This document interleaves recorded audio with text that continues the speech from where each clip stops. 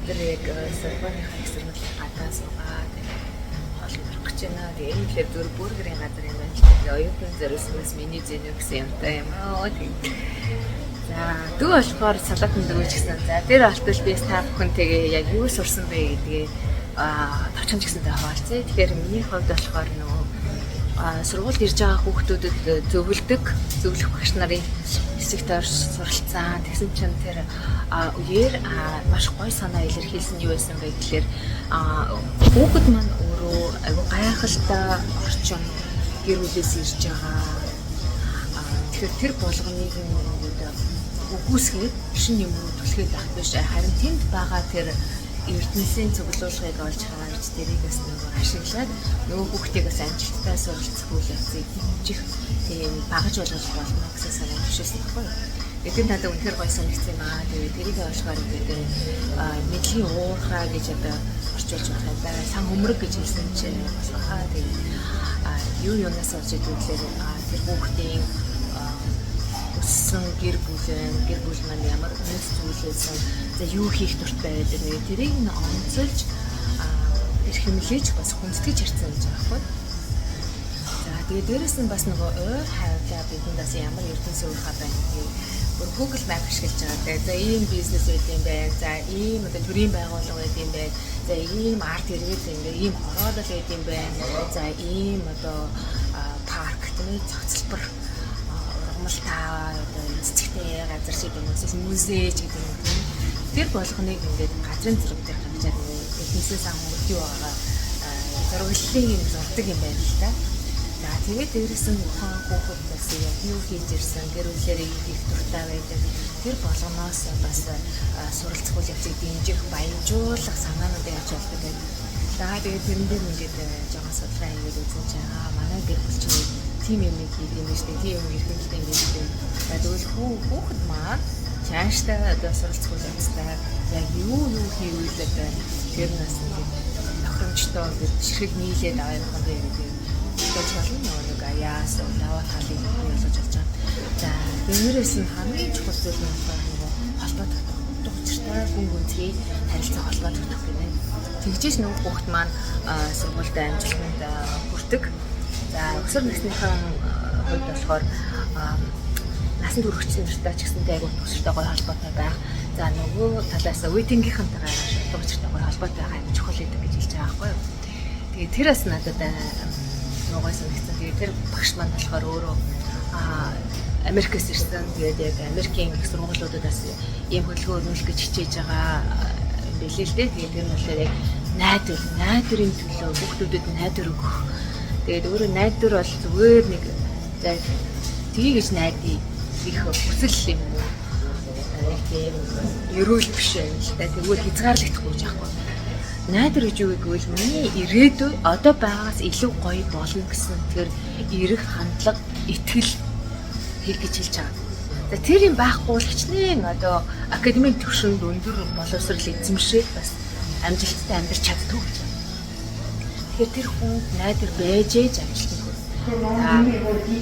Яг оюуны хөгжлийг ингээд төлхөө анхаарал цэвэр оюуны хөгжлөөр ингээд явлаа гэхэд сэтгэлийн тэр найдвар байхгүй, тэмхээ байхгүй байгаад бол таван тулж чаддаг гэж байгаа байхгүй.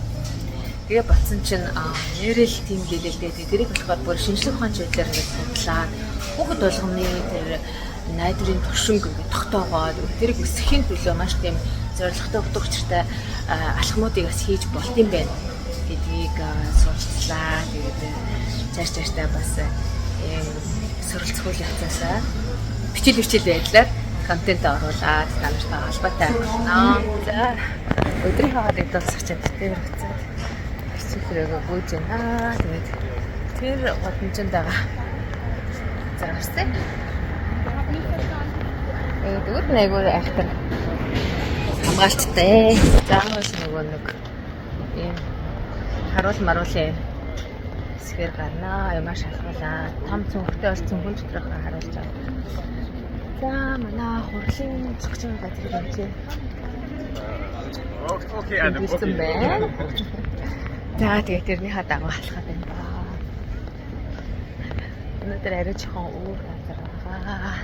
Эхний өдөр нэг хүлээж авч байсан заалнаасаа арай өөр. Тэгээ яг нэг дээр үеийн сургууль гэдэг бас өндөрлөөд байна л та. Тэгээ бараг 100 жилийн өмнө хэрглэжсэн болов гэмээр юмнууд бас байна. Тэгээ тэрнээс аяг өрмөц. За тэгээд юу нэг гайхалтай санагдсан гэхээ соёлын үнэн том ялгаа нь евро цэглэн шат руу орсон чинь дээд давхар руугаа явчихгоотаа ингээд шат давхар дээр зогсд юм бэ. Тэгээ би бүр гайхаад энэ хоёр дараагийн давхар штэ ингээд буух штэ гэсэн чи өөгүй гэ дээрээсээ явсан.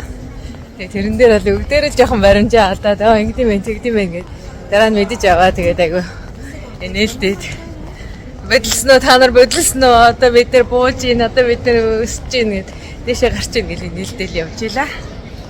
Тэг яг нэг олон үндэстэн олон ястан ийм олон янзын хүмүүсийг зориуд ингэж цуглуулад за ялангуяа одоо ингээд зөрчил тэмцэл ихтэй ялгаатай байдал дээр төвлөрснөөс болоод ингээд үл ойлголцол үүсэт байгаа ертөнцид бас ингээд дээд боловсролынхан эрдэмтэн судлаачд манлайлаад ингээд дэлхийн амар тайвны төлөө өөрсдийнхөө бас хувь нэмэр үргийг гүйцэтгэх гэдэг ингээд байж байгаа.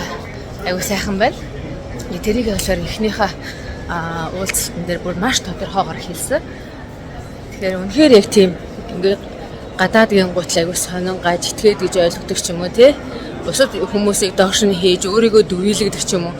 Тийм байх ёсгүй байгаа байхгүй юу? Тэгэхээр нөгөө дэлхийн иргэншил гэдэг чинь юу хэлээд авчирсан ганцхан дэлхий, ганцхан хүн төрлөختөн. Ингээ энэс өөр юм байхгүй шүү дээ. Энэ хорхлын бидний ярьсан бас нэг явж чухал сэдв болохоор нийгмийн шудраг үсэг байгаа. За нийгэмд ер нь үйлчилж байгаа тогтолцоонууд маань өөрөөсөө ч сайн мэдхгүйгээр юм шудраг биш хандлагатай болчихдог учраас бид нэр тасалдахгүй байнга шалгаж хүртээмжтэй оролцооны аргаар нээлттэй байлгах гэдэг өгнүүдийг яагаад хэлээд байгаа вэ гэхээр нөгөө эрүүл саруул за яг юм идэвхтэй эдийн засгийн настай за дээрэс нь ажлын туршлагатай тэг ер нь бол тэгэл эрэхтэй тийм хүмүүс чинь давмгаа ирэх мэдл өөрчлөсөн байдаг. Тэрнээсээ болоод яг өөрийнхөө өнцгөөс аливаа асуудалд хандаад тогтолцоо ч гэсэндээ нөгөө өөртөө сайн мэдгүй зөвхөн өөртөө ээлтэй байдлыг бүтээждэг. Яа тэгэхээр өөрийнхөө мэдрэмж, өөрийнхөө туулж байгаа амьдралын туршлага, өөрийнхөө авч байгаа тэр үйлчилгээг л бодож байгаад тэрийг зохиогоод одоо ийм тогтолцоо бий болгочлоо шүү дээ. Гэтэл тэрэнд чинь нөгөө мөн хэлгүй эсвэл одоо сонсголын бэрхшээлтэй, харааны бэрхшээлтэй, за тэгээд нөгөө оюуны бэрхшээлтэй, за дээрэс нь одоо хэлний бэрхшээлтэй нөгөө нэг монгол хэлээр ярьж чадахгүй ч гэдэг юм уу тий гаднаас ирсэн хүмүүс гэдэг юм. Энэ хүмүүсийн хэрэгцээ бол тусагдахгүй. За эмэгтэй хүн тохиолбол ингээд өөр хүүхэд төрүүлэх өсгөх одоо настай ээж аваагаа асрах гэдэг бүх юм дээр л ингээд төрүүлээд дайчлагч шүү дээ. Яагаад тэгэхээр тогтолцоо нь өөрөө цаанасаа тэгээд явчихсан учраас бид нэг юм тэгш бус байдлыг үүсгэж байгаа. Тэгээд нөгөө нэг чинэлэгдүү те мөнгөтэй хүмүүст үйлчилждэг байхгүй. Яагаад тэгэхээр нөгөө шийдвэр гаргагч нар маань өөрсдөө мөнгөтэй учраас яг мөнгөтэй хүнд л тохирсон тийм шийдлүүдийг гаргаад байгаа. Тэгэхээр чинь нөгөө нэг ядуу боломжгүй гэх юм уу тэгээ боловсрал муутай гэх мэт тэр хүмүүс чинь ингээд орхигдох тийм аюултай байдаг. Тэгээд яаж одоо ингээд ялангуяа залуу наснд нь өсвөр наснд нь ингэж орхигдуулж гохоо шиг тэгээ бүр ингээд удан дамжсан ийм одоо бэрхшээлийг ингээд зөвшөөрөхгүйгээр нийгмийн шудраг болгоо энэ аюул чухал. Одоо ингээд нийгмийн бүлэглүүдийг үүсгээд давхраануудыг үүсгээд нэг нь өөрөөгөө шилжих ингээд боломжгүй хаалгуудыг хаагаад эхлэх юм бол тэр нь эргээд нөгөө нийгэм дундх үйл ойлголцол зөрчил бүр даамжрах юм бол нөгөө иргэний дайн аймагуудын тулалдаанч гэдэг юм. Ийм зүйлд хүргэдэг гэдгийг бол манай хүн төрөлхтний түүхээс бүр маш тодорхой харж болохоор ахгүй. Тийм учраас энэ эмгэнэлтэй явдлыг дахин давтахгүй тулд бид энэ нийгмийн тэр шилжилт хөдөлгөөн чөлөөтэй байлгах за дээрэс нь одоо ийм зорилтод дэмжлэг үзүүлэх тогтолцоогоо байнга шинчилж засаж залруулж сайжруулж үнэлгээ хийх хэрэгтэй. За тэгээд тэр үнэлгээгээ бас бид нэр ингээд зөвхөн өөрөө өөртөө үнэлгээ хийгээд байгаа шүү дээ. Үнэлэнгийн гэх юм уу, эсвэл оролцооны аргаар гэх юм уу, яг тэр үйлчлэгийг авч байгаа хүмүүсийн өөртөө сэтгэлдлийг сонсож ингэж үнэлгээ хийж өөргөө засаж залруулна шүү дээ. Энэ хүчлэг бол нэг байг явагдаж өөртөө бид нэр тунгаан бодож за христчдийн хувьд бол бурхны өмнө гимш ариусгагдах тийм үйл явц байдаг. Өөрөөр хэлбэл би хинтээ яаж харцсан бэ? Ямар үг үйлдэл хийчихсэн бэ? Тэр хүний амьдралд би ямар нөлөө үзүүлсэн бэ? Ингээд сүрэг нөлөө үзүүлээ. Сэтгэл унагаа дайр нь ташлаад ондоохоор зүйл хийчихсэн үү? Эсвэл би тэр хүний амьдралд ингээд ямар ч хариу харалгүйгээр хөрөнгө оруулалт хийчихсэн үү гэдэг тийм асуултаар шүүж цэгнэж хэрэг үнэхээр хариу харалгүйгээр хөрөнгө оруулалт хийсэн бол би сайн гэж хэлнэ. Заавал ингээд тийм transactional relationship буюу ингээд хариу хайрж өгөө аваатаа ийм харилцаа үүсгэж явах нь өөрөө cronyism гэж хэлээд байна. Нөгөө гар хүлэг болгочдоос бүрдсэн бүлэглүүдийг үүсгэж түүгээрээ тогтолцоо бүрдүүлэх гэж оролдох. Үнээс хамааралтай тогтолцоо. Тэгээд тэр хүн байхгүй бол тэр групп нурж унадаг ч юм. Ийм утгагүй тогтолцоо агуулсуулд орой маш хурдан дарангуулалт хөргөх аюултай. Ийм байдалд ингээд хүрчээд байна л да. Тэгээд тэрийг ингээд дээд боловсрлаар дамжуулж ингэж ойлгож ухаарч хүмүүстэй сайн сайхан хуваах гэж ингэж юм. Багш судлаач эрдэмтэд цуглаад ярилцаа санал бодлоо илэрхийлээд ингээ бие биенээ өдөөгөөд нэг сайн юмд урайлаад нэг сайхан золиолж байна. Бид нар ингээд нөгөө нэг ангиудаа солиод ээлжлээд бие биенийхээ хичээл суугаад байгаа байхгүй. Тэгсэн чинь нөгөө нэг шашны үзэл суртал ба ус төр гэсэн тийм зэвтэй ангирлоо. Яг итгэгч нар нь бол ерөөсөө исламын чиглэлээр судалгаа хийсэн байсан. Аль нь тэгэхээр нөгөө яг ийм идэвхтэйгээр улс орон нийгэмдээ ийм өөрчлөлт авчирсан туршлага исламын тэр шигшин дээр суурилж ингэж ихтгэл тавигдаад байна л да. Тэгтэл яг одоо ингээд би өөрийнхөө өслөж бодоод үзэхээр Монголд Христ итгэл дээрээ тулгуурлаад үндэстнээ сайныг ингэж бий болгох гэж оролдож байгаа яг хөдөлгөөний дунд ингэж амьдарч байгаа бодит тийм түүх хилдэж байгаа хүн байна л да. Тэрийг бүр айгүй хүмсрэлтгийн сая тэгээд яг энэ чиглэлээр яг сонсъё, номын дуу сонсъё, яг юу болж байна, яаж яригдж байна гэдгээс мэдмээр байсан. Тэгээд тэр зүйлээ мэдэж авлаа. Яг одоогийн энэ Монголд өрнөж байгаа гайхалтай тэр түүхийг бас хичээж баримтжуулах аюул чухал юм байна. Өнөөдөр бизнес эрхлэгчид ёс зүйтэй бизнес хийхин тулд ямар нэгэн хахуул өгөхгүй хичээж байна. Авилгалын эсрэг маш том одоо хувь нэмрээ оруулж байгаа. За дээрэс нь одоо ажил хийх гэж байгаа бол тийм чин сэтгэлээсээ хүн хийж ийн гэж бодож хийгээч гэдэг тийм зарчмаар ажилтдаг хүмүүс шүү дээ. Хэдэн хүн яг тэгж ажилт юм бэ те. Хүн хараагүй бахаж бистэ чадлахаа хийвээ хамгийн сайнаар ажиллана. Би цалиндаа тохируулж биш би бурхандаа үйлчилж байгаа гэж одоо тултлан сайнаар хийнэ гэж хэдэн хүн зорж тэмүүлж ажиллаж байгаа. Тийм ажилчинтай байвал ямар вэ? Тэгэхээр чи яг энэ хөдөлгөөнийг тий өрнүүлээ тий христтгэлийн яг энэ сургаалуудыг хүмүүс заагаад явж байгаа байхгүй юу? Тэгэхээр энэ зүйлийг ингээд сургаад христчдийг ингээд синхруулээд ингээд тэр нэг итгэл үнэмшлийн тийм ээ христтгэлийн үзэл сурталыг ингээд ойлгох юм бол аяндаа нөгөө хүмүүс маань нийгэмдээ сайн сайн бүтээгээд үзье. За дээрээс нэг гэрэл салж ямар байгаа вэ? Өөр хүүхэд өмчирж байгаа асуудал ямар хүнд байгаа вэ? Тэгвэл христтгэлийн сургаалч нь өөрөө гэр бүлийг ямар бат бих болгоод бие биенээ ямар хүндэтгэлтэйгээр хандахад сургадаг вэ? Зүгээр тэгэл бодоод үзэх юм бол маш тийм том сайн давуу талыг авчирч чадна. За өөр хаана бид нар маш том нөлөө сайн зүйл авчирч чадах вэ? Эмт хэргийг таслан зогсоох, өрчлөн сэргийлэх тал дээр христтгэгч хүмүүс бол ерөөсөө нэн төрөний хувь нэмэр оруулж чаднаа. Яагаад вэ гэхэлэр чи хулгай бүхий чи хүмүү ал тэр өтгөө ингээд хөршөө өөрийн адил хайрл гэдэг ийм сургаалуудтай шүү дээ. Тэгээ бодоод үзэх юм бол гэмт хийх ямар ч нөхцөлгүй байгаа байхгүй. Тэрийг ойлгохгүй байгаа үед бол христигч яасан ч хийж магадгүй ойлгоогүй мдэггүй учраас. За тэгвэл яг энэ номлол сургаалынхаа гол цэмийг ойлгоод ухамсарлаад амьдралдаа хэрэгжүүлээд эхэлчих юм бол би бол эрс өөрчлөлтийг авчирна, нийгмийг эргүүлшүүлнэ гэж итгэж байгаа. Имам Газалигийн бүтээлийг танилцуулж байна л да. Тэгээд энэ Саудын Арабын хүн байсан. Тэгээд Саудын Арабад энэ инх тайванч үзлийг ингэж түгээсэн хүн гэж байгаа байхгүй. Би энэ 25 оны 1 сард Сауди Арабид очиход Израилийн талд зогсож байгаа үнэн зөвийг шүүж чадж байгаа араб орныг анхудаага харсан. Тэгээд би эдгээр чинь ингээд цаагаараа хүн ойлгох юм бол үнэн мөнийг таньж ялгаж чадах юм байна. Зүгээр нэг сэтгэлийн ийм риторик буюу ийм эмоц давтаал тий. Одоо устгах яалаа энэ үндэстэн л байхгүй болчих хачин сайхан болох гэдэг. Энэ манай газар нутгийг эзэлсэн ингээл худлаа яриад явшлаад байгаа штэ. Тэр газар нутгийн та нар Арабын орностой харьцуулаад үзээ. Өчүүхэн жоох юм бэ тийм штэ. Тэр их тийм эзлээд байхаарч тийм газар жижиг. Хоёрдугаарт болохоор түүхэн тэр газрыг Израильчууд төгссөн байхгүй ямар ч маргаан байхгүй.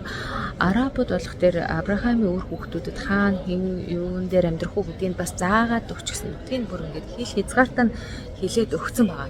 За тэгэхээр тэр дайраад ингээд тавчлаад устгах гэж оролдоод байгаа нь бол ерөөсөө л нөгөө бурхны эсрэг үйлдэл болчихж байгаа. Тэрийг ухаарч мэдэрсэн одоо энэ орон дэ Сауди Араб өөрөө дэлхийд дөрөвт ч гэсэн тийм том орон байгаад нь би маш их урамшиж байгаа.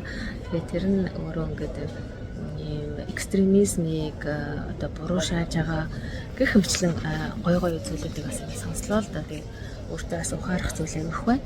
Тэгэхээр ямар их төлөвлөлтөй байгаас шалтгаалаад тухайн хүний үг, үйлдэл, хандлага тодорхойлогдож байгаа шүү. Тэгэхээр хэрвээ би өршөө өрөө адил хайрлнаа. Бурхны дүр төрхөөр бүтээгдсэн нэг бүр үн цэнтэй гэсэн ойлголттой байх юм бол энэ нийгэм ямар гоё нээлттэй гоё амьдрах боломжтой болох байх юм. Энэ нэг төсөөлөд үзсэн юм л үнэхээр яг энэ мессежийг түгээх л хэрэгтэй. Энэ тал дээр зогсох л хэрэгтэй болж байгаа. Тэгээд ерөөс төрчид өөртөөсөө хэлэх хэрэгтэй болж байна. Тэгэхээр би өөрөө л өдөр тутам зөв байж, зөв амьдралаар амьдарч бусадтай бас яг тийм зөв хандлагаар хандаж хор хөнөөлөгч зүйлсэн болохоор zero harm гэдэг шүү дээ. Хор хөнөөл болчихоор үг үйлдэл огт хийж болох болчихж байгаа бол огт хийж болохгүй болчихж байгаа. Тэгэхээр би аюу хянамгаа байдлаар явах хэрэгтэй болж байгаа. Яг энэ Парис руу ирэхээс өмнө Анлиш гэдэг самт дээр чуулга уулзалтанд ороод бас ярилцж байгаад бол өөрийгөө удирдах хамгийн хэцүү. Удирдахч байж ажиллаж байгаа хүн болгоо өөрийгөө удирдах сурах хэрэгтэй гэж ярьсан. Тэгээд их хүн болохоор өөрийгөө удирдах гэдгийг бол сахилгат гэж тодорхойлт юм гэсэн. Тэгэхээр үнээр сахилгаттай сайн манлайлагч байх гэдэг нэр хүн болгоны үүрэг байхгүй. За өнөөдрийн хичээлүүд маань ингээд дуусчээ. Сургуулийнхаа гадаа гарч ирээд зөвлөн дээр тулчлаа. Тэгээд айлгаас сургуульд ирсэн юм. Тэсний ийм төстэй багт зөвлөн дээр ингээд суугаад оюутан шиг тэр жаатах. Notre Dame.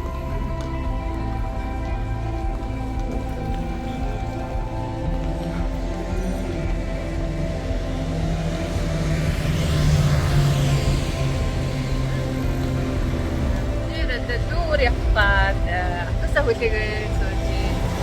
Сайн Сорбоныхаа их сургууль дээр чамдаануудад авсан өнөөдөр хийснэ. Тэгэхээр наанаас амжилт өнөөдрөөс өдөөс хойш шилжлээ тавьж бичлэгтэй болоо хийж байгаа. Notre Dame-ха буудлаас наашаа жимаалаад Мари сабагчсан байгаа. Тэгээд 67 дугаар автобус нь болохоор яг юм музей Луврын музейд авч явдаг гэж ганц буудлын хол юм байна л та. Тэгэл хэмжээний хүчигээр ерөнхийдөө Sorbonne, Louvre, тэгээд Notre Dame гэсэн энэ газрууд маань ойрхон байршиж та нэг буудлыг хийж болохоор тийм орон зайтай байж байна. Парисын туристик байна.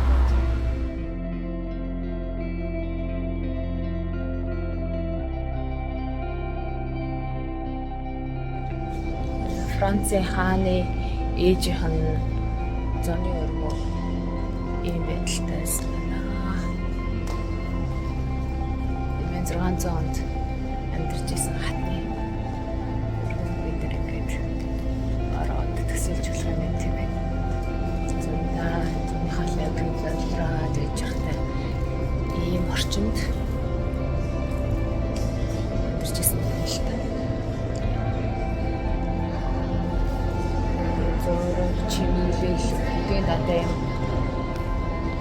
уран гартай Итали нэртэй л хүмүүс хийж гүйцэтгсэн